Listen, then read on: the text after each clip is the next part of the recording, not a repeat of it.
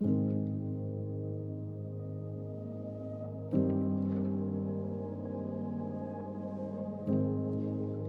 came home from going to a movie. Connor complained of a headache. We gave him a couple of ibuprofen and sent him to bed early. I mean, that's what you do. We've done that 1,000 times. 10 days later, he was gone. Right after Connor passed away, we now describe it as we were all drowning in an ocean in the middle of a storm. You walked around dazed and confused. Yeah. Like, I don't know what to do. Our youngest son got afraid, and I feel like he felt like he was next or somebody else was next. So while our youngest went external with all of his emotions and fears and concerns and anxiety, our oldest went internal. And he's our contemplative thinker, and he cried hard the day we left the city where Connor died and flew back to our home. And we didn't really see him cry again for a really long time. When we would walk into church, be the four of us, and I'd just be standing there crying, just trying to sing, can't sing, just crying. My oldest son would stand there with his hands lifted as high as he could put them. He was just calling out to God. My youngest was just angry, and he didn't know what to do, he was agitated. And Nan would just sit and just really couldn't participate and just really couldn't go there in her heart. And so we were all sort of in the same place, but in different ways.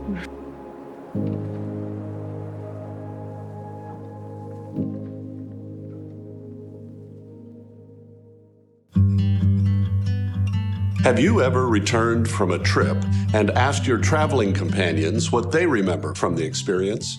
You probably got a variety of different responses because different people will be impacted by life experiences in unique ways. The same is true with our grief journeys. In today's session, we'll hear from people whose reactions to the same loss were surprisingly different from each other. And we'll hear from people who've experienced different losses that put them on surprisingly different grief journeys. The differences in the ways we experience grief can create a whole lot of questions.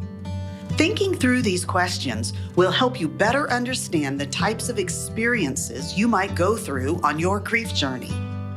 Welcome to Grief Share.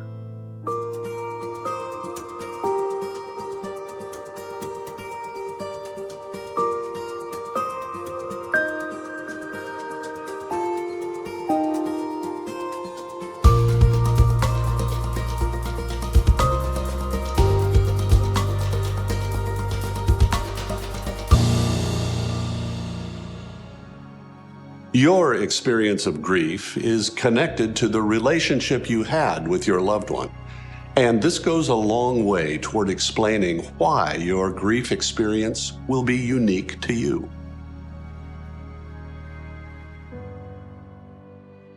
A general rule of thumb is the greater the loss, the greater the grief. So if I make a casual acquaintance at work and that person passes away, I'll be sad a little bit, but you picture a wife who lost her husband of 40 years.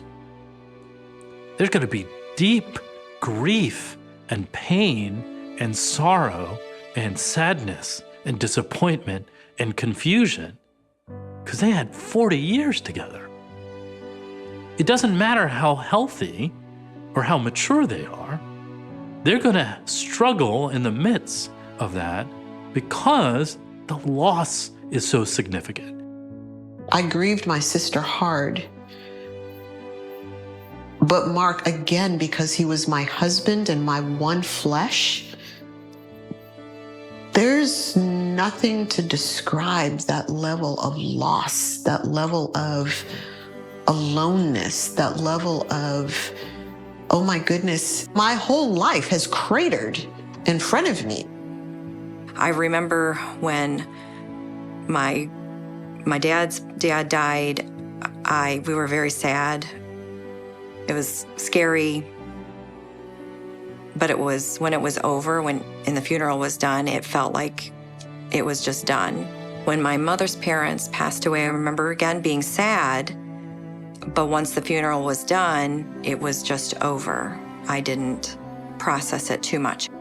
And when my sister-in-law died, I think that's just what I tried to do. But it didn't work that time. It just didn't work. It was too close, too personal, too confusing, too messy. What had always worked in the past was not going to be effective this time around. In addition to the relationship, there are also other factors that contribute to what you're going through right now. I remember my sister-in-law telling me, she said, "You're crying more, with your dad than you did with your grandmother." And I said, "I guess I am, because I didn't see this one coming." My grandmother, she had been in care in the hospital. The progression had been about 2 years. My father's passing was sudden, so I was not prepared. The death that Mother had, because it was expected that it was not as traumatic for us. It was hard, but it was not as traumatic for us because we knew it was coming, and she had lived 106 years. The next couple of factors that affect grief are more personal in nature. Yes, the first is your stage in life. As you age, your capacity to understand and deal with tragedies will change. And the second is the influence of your family background and the culture in which you were raised. None of my grandparents are still living. I grieved every single one of them differently. They were spread out over the course of about a 10-year period of time. And so every one of those grieving experiences was different because I was different. If I lose a loved one today versus if I lost a loved one 5 years ago, I'm in a different place in life. My circumstances are different. My emotional makeup is different. So all of those are going to play into what's the nature of the loss. The family culture that we live in, the social culture that we live in, the beliefs that our faith community or we personally have about what suffering or hardships mean, all of those things are going to shape the way that we do grief. My mom lost her mother when she was 12 years old. And somewhere I think she learned how, we use the word, just suck it up. You just got to deal with it and move on. And that's how she taught us. My wife and I have learned that we process grief differently. She has always been more emotionally expressive right from the very beginning, and I'm more reserved. Part of that comes from the way that we were raised. Karen's family is very, very open emotionally, whereas I grew up in a family where we just didn't talk about how we feel. So we grieve differently in that way. We respond differently, and it's taken time to learn that about each other and to accept that about each other. The family in which you were raised exerts a profound influence on how you grieve. But you are also affected by the social norms of the broader culture. The research really knows that men and women experience grief the same way. They express it differently. Women will tend to be a little bit more open about what they're feeling and their emotions. Our society allows them to cry more openly, allows them to talk about their emotions a little bit more. When men experience grief, they, I think, experience it more inward. There's a book out that we read once that says, "Women cry, men sigh." I don't know that the grief was different between myself and my wife. How we handled it was different. She had close friends that would come and talk to her. They would cry with her. The guys that I was working with at the time weren't about sitting around crying with me, and they didn't ask me to go into details about how I was feeling. They would just simply say, "You doing okay? All right, let's go. We got to get this done." These gender differences are certainly not hardwired in us, but they do illustrate how the culture in which you live can have a subtle but profound impact on your life. And it's good to be aware of that.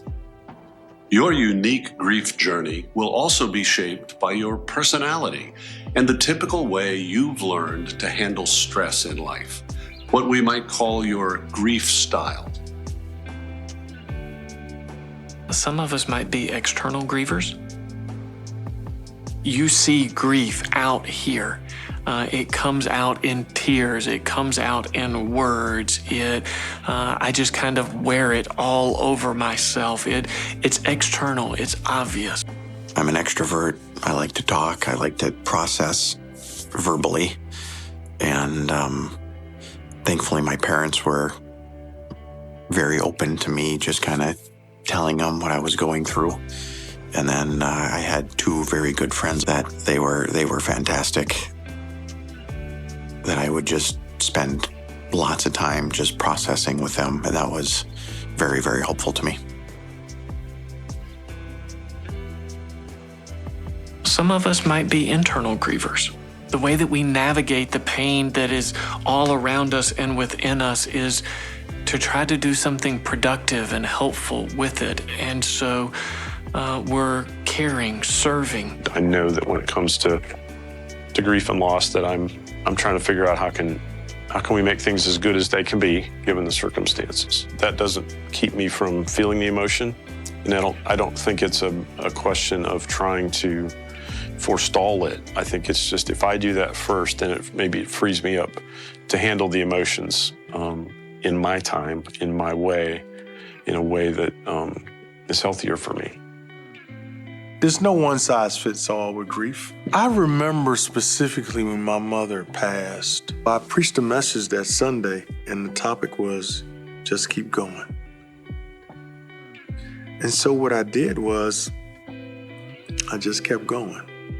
I just kept serving. But I knew if I got stuck and I stopped, I would wither in defeat and depression and sorrow and self-pity. I just kept doing what I was supposed to do, just showing up for work and serving. My mom has been gone now for 5 years. I don't have any repercussions from handling it that way. I'm good. I have not fallen apart. I didn't hit a wall later.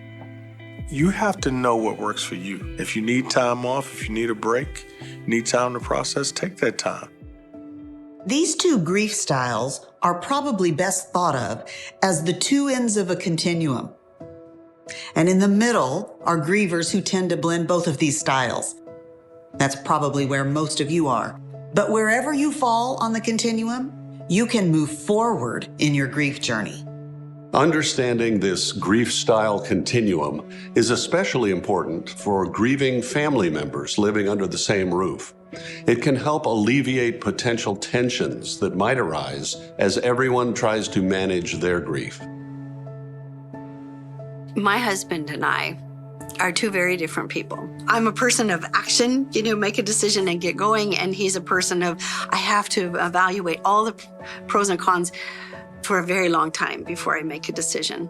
It's mostly just being more patient with the fact that someone else processes things differently. And just because I do it this way doesn't mean that someone else has to do it exactly the same way. After the miscarriages, my husband and I grieved differently. I remember him really grieving and crying when we found out. But then after that, he seemed to sort of emotionally move on. But I didn't move on. I think for him, it was go back to work, get on with life. And he didn't really want to talk about it after that. I felt pretty isolated because I wanted him to bring it up, and he didn't. And so I didn't want to bring it up. I remember at times thinking, don't you care? Later, we talked about it, and he said, he was really struggling, but didn't really have words and didn't know how to explain that to me or talk about it with people. I thought it was harder for me. And now I realize we just grieved differently.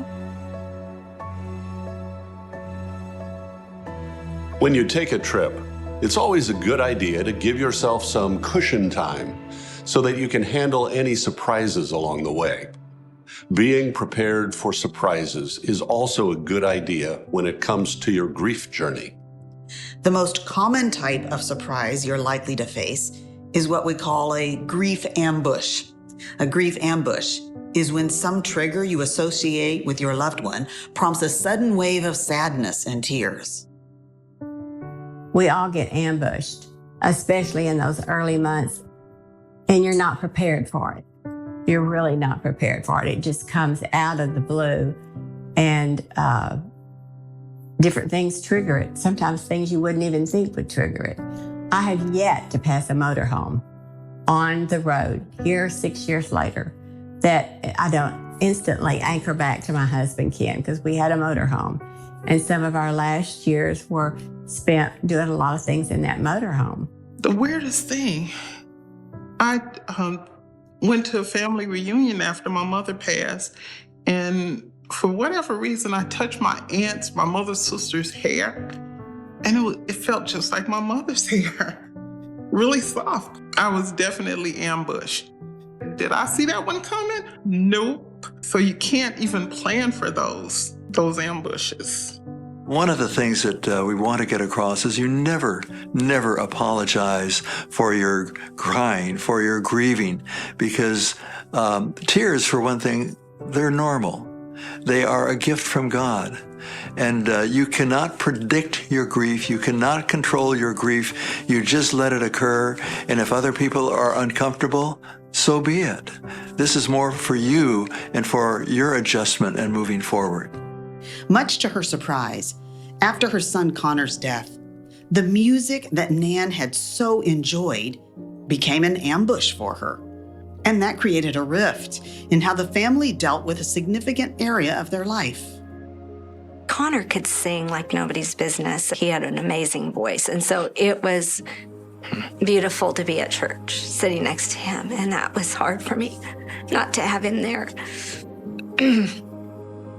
And music was our thing. And I didn't want to hear it. I demanded of you to not play that in front of me.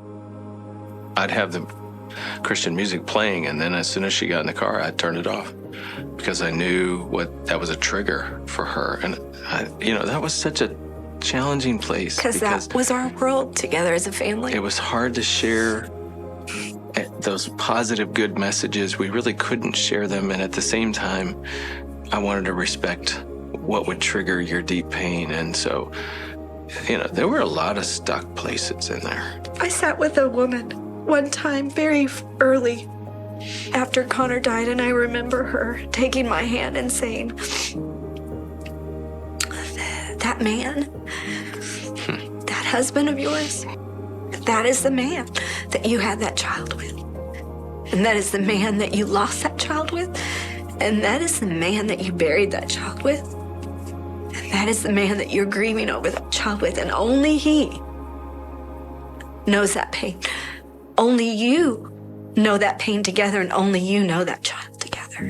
And that is worth staying together.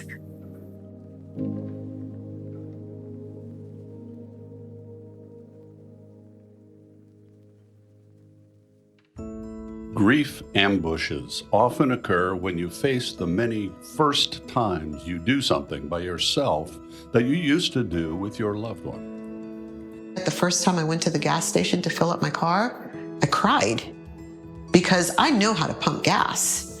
But sitting in the gas station, I was flooded with these memories of being at the gas station with him, sitting in the car in the passenger seat while he pumped the gas, and he would run in and get me an iced tea and a bag of chips. So it was raining, and I thought, I'm gonna run in and get an iced tea and the bag of chips. And I cried the entire way, spilled the tea coming out, dropped the chips, and I was like, I'm done. I can still remember that first night going to bed alone. And as I closed the door in my room, I remember just crying out 2 words to God, help me, help me. The first time I went to a movie was very hard. And I went by myself. Shouldn't have. The first year, I went to my in-laws' house, and walking into that house all by myself, just my luggage, not our luggage, it was traumatic. Another set of firsts will be special days and holidays. So how do you prepare for all these firsts? It's very important for people to anticipate those first events, that is the first time you go through them, to make a plan in terms of how you're going to do it. I think a principle is the harder I know a day is going to be, the sooner I need to turn to God in the midst of that. Now, that doesn't mean to get up at 4:30 in the morning and try to do an hour-long devotion, but don't sleep in for as long as you can on Monday and go, I woke up and it's not Tuesday. To go into that situation, to experience what that thing was for you, probably to try to do it as closely as possible to what you always had done before, so you can experience it once again, and in the process say, what part of that do I want to continue? What part of that do I think I don't have to continue?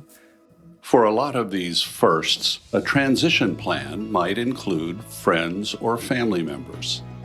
We'll have more to say about getting help from others and about planning for holidays and other special days in later sessions. Although they might be a little embarrassing, none of these grief-related surprises are reasons for concern. They're simply part of the process you'll have to go through as you adjust to life without your loved one's presence. Because of the personal nature of your grief experiences, it might be hard to know when you're actually making progress on your journey. It's true. Progressing on this kind of journey is different from others you've been on. It's not easy, but in the long run, it can still be beneficial.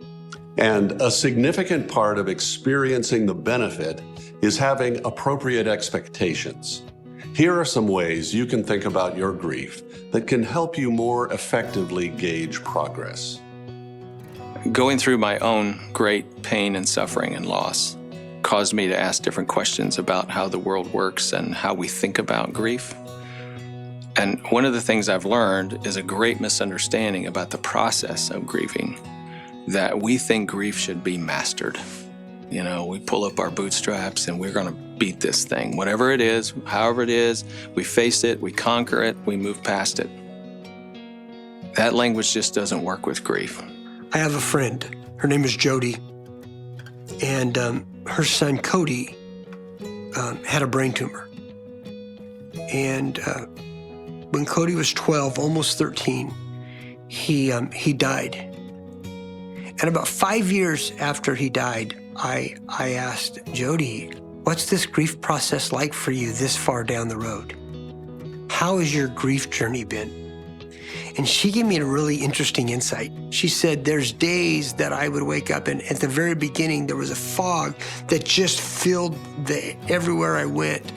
And I realized it wasn't safe for me to be outside because it's unsafe.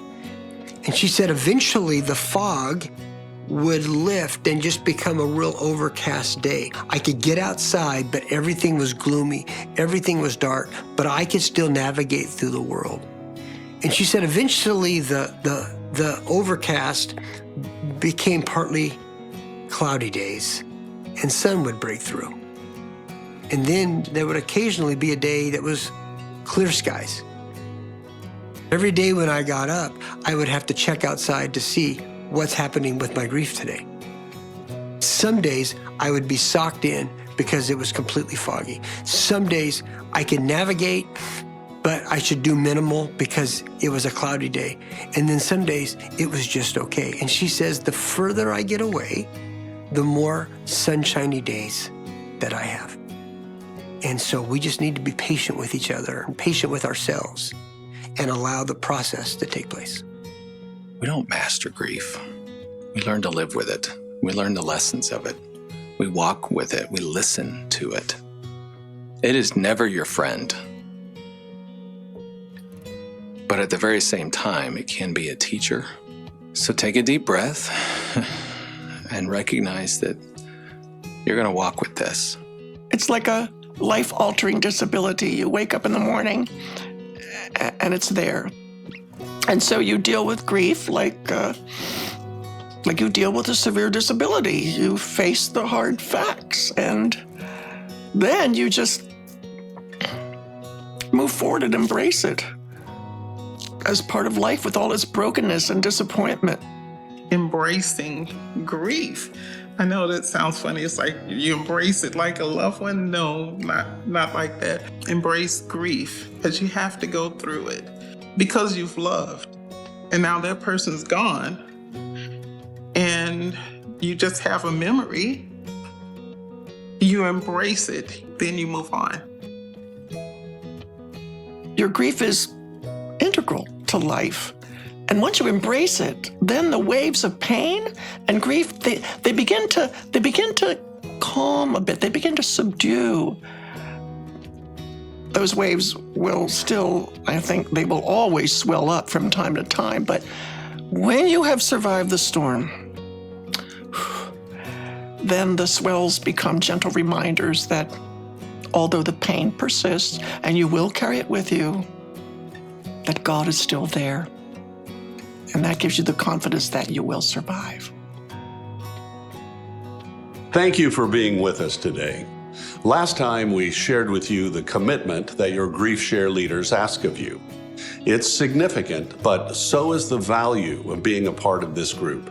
So please continue with an initial commitment to attend at least 3 sessions to get a feel for what Grief Share has to offer. Because grief does present you with a number of challenges, emotionally, physically, socially, and spiritually. Having support and some guidance can really benefit you on your journey. Of course, we can't predict exactly what you will experience because your grief journey will be unique, but we can help you deal with the most common challenges that grieving people face. In addition to the support of the people in your group and the instruction you receive from the videos each session, we also want to tell you about some more resources from Grief Share. At griefshare.org, you'll find some extra videos on the types of issues grievers face. We offer these free of charge. So we hope you'll consider these resources. Is Grief Share helping you navigate through your grief? Do you have a friend or family member who you think might benefit from attending this group? Why not invite them to come next week? Ask your group leader about how you might go about extending an invitation to a loved one.